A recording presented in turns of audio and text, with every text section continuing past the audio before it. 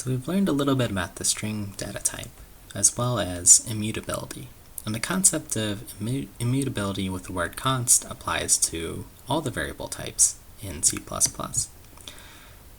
But sometimes we don't want to work with only string data. We want to perform actual computations with numerical data. And for this, C++ provides many built-in primitive data types to allow us to do this. So let's take a look at some. So I'm going to open up variables, and we're actually done with string. We're not going to use this string library for now, so we can comment it out, or just delete this line by hitting exit from insert mode and delete. And we're going to create an integer value, and the type's going to be int. I'm going to call I and set it equal to 42. Now, if we output this value, we're just going to output I, and this is outputting it as numerical data. And I'm going to put an end line, semicolon, save, compile, and run. And 42 is printed out. So that's an integer. Now integers are values that can be negative, they can be 0, or they can be positive. And the integer provides us with a large range of values. But if we want a larger range, there's another type of integer value. It's called a long. So let's modify our program. Instead of calling this int, we'll call it long. And we're going to make this a bigger value.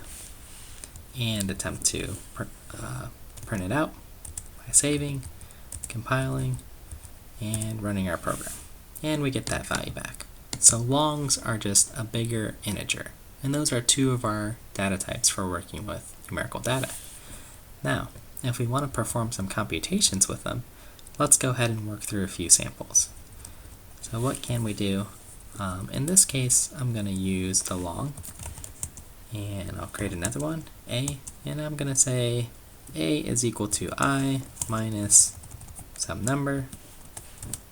I might make another long and say it's equal to 5 times 3, where the multiplication operator is the asterisk. And I'm going to do another long and say C equals 6 divided by 2. This is the division operator. And of course, addition, and say 4 plus 3. Okay, let's go ahead and actually simplify this a bit. And just say this is 6 minus 2. Okay, and I'm adding some spacing here just to make it readable. Let's print these lines out and see what the results are. I'm going to go into Vim's visual mode, hit Control V, hit Y to yank a line, and press the P key a few times to duplicate the lines. And go back into insert mode and quickly fix these variables. Okay, save, compile, and run, and we see some of our computations.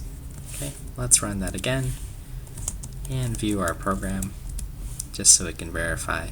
6 minus 2 is 4, 5 times 3 is 15, 6 divided by 2 is 3, and 4 plus 3 is 7. Looks pretty good to me. So that's working with integer values.